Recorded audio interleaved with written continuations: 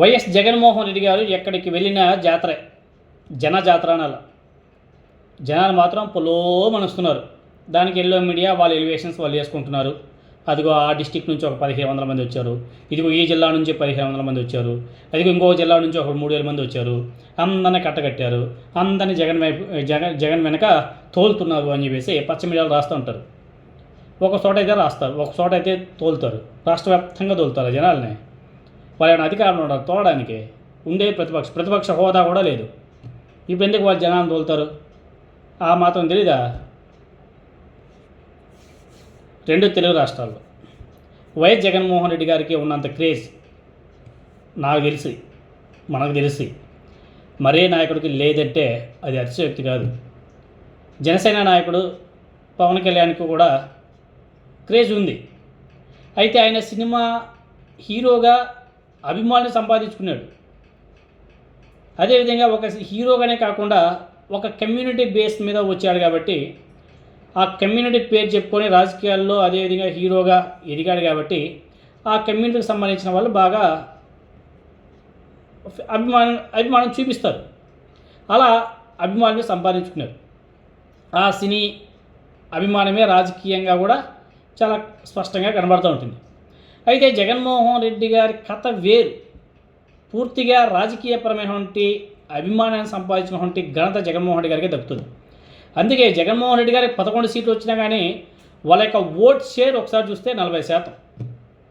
ఒక్క వైఎస్ జగన్మోహన్ రెడ్డి గారికి వచ్చే ఓట్ షేర్ 40%. ఆ 40% ఈరోజు రాష్ట్ర వ్యాప్తంగా మీకు అందరూ కూడా బాగానే స్పష్టంగా కనిపించి ఉంటుంది. ఏ విధంగా రోడ్డు మీదకి వచ్చి ఆ డిఎస్సి మీద పోరాటాలు చేశారో, ఉద్యమాలు చేస్తున్నారో మనందరూ కూడా చూస్తున్నాం. కూటమి అధికారంలోకి వచ్చిన తర్వాత ఈ 2 ఏళ్లలో వివిధ కారణాలతో జగన్మోహన్ రెడ్డి అనేక పర్యటనలు చేసేలా ఈ కూటమి ప్రభుత్వం చేసింది. ఇటీవల తూర్పుగోదావరి జిల్లా దేవరపల్లిలో జగన్మోహన్ రెడ్డి గారి పర్యటనలో జనం వెళ్లివెత్తడం కూటమి గుండెల్లో ఒక విధంగా చెప్పాలంటే దడ పుట్టించింది. ఈవెన్ తెలుగుదేశం పార్టీలోనే మాట్లాడుకుంటున్నారు చాలామంది సీనియర్ నాయకులు. ఎక్స్పెక్ట్ చేయలే.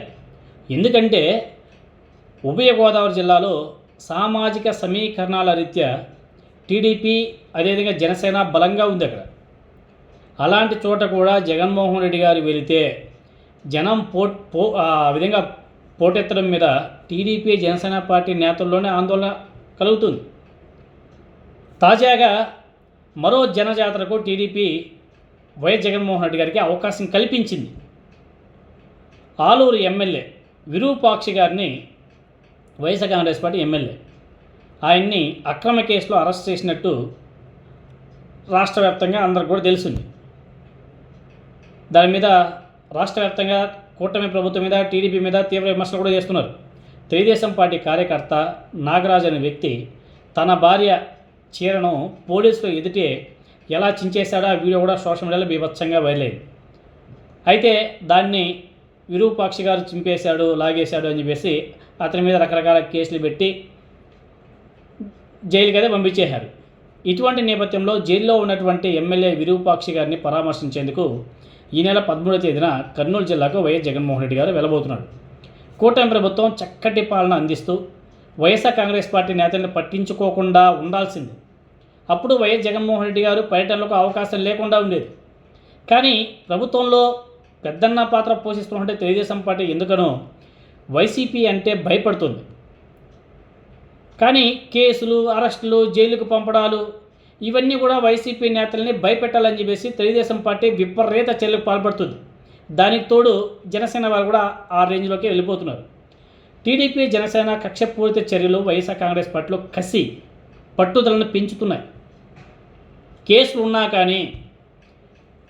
కేసులున్నా జైలన్నా వాళ్ళ మీద 100 కేసులు పెట్టినా, కేసులు పెడతామని చెప్పేసి భయపెట్టినా, జైలుకి వెళ్తామని చెప్పేసి భయపెట్టినా భయపడే పరిస్థితి లేదు అక్కడ. వాళ్ళన్నిటికీ తెగించేశారు. పెట్టుకోండి, మహా అయితే 3 నెలలు జైల్లో పెడతారు, ఎన్ని అక్రమ కేసులు పెట్టుకుంటారు పెట్టుకోండి అని చెప్పేసి వాళ్ళంతా ఫ్రీ అయిపోయారు. ఇటీవల మాజీ మంత్రి సీదిల అప్పలరాజు గారిని పరామర్శించడానికి జగన్మోహన్ రెడ్డి గారు శ్రీకాకుళం వెళ్ళిన సంగతి మీరు అందరూ కూడా చూశారు కదా. జనం ఎలా పోటెత్తారో అందరూ కూడా చూశారు కదా.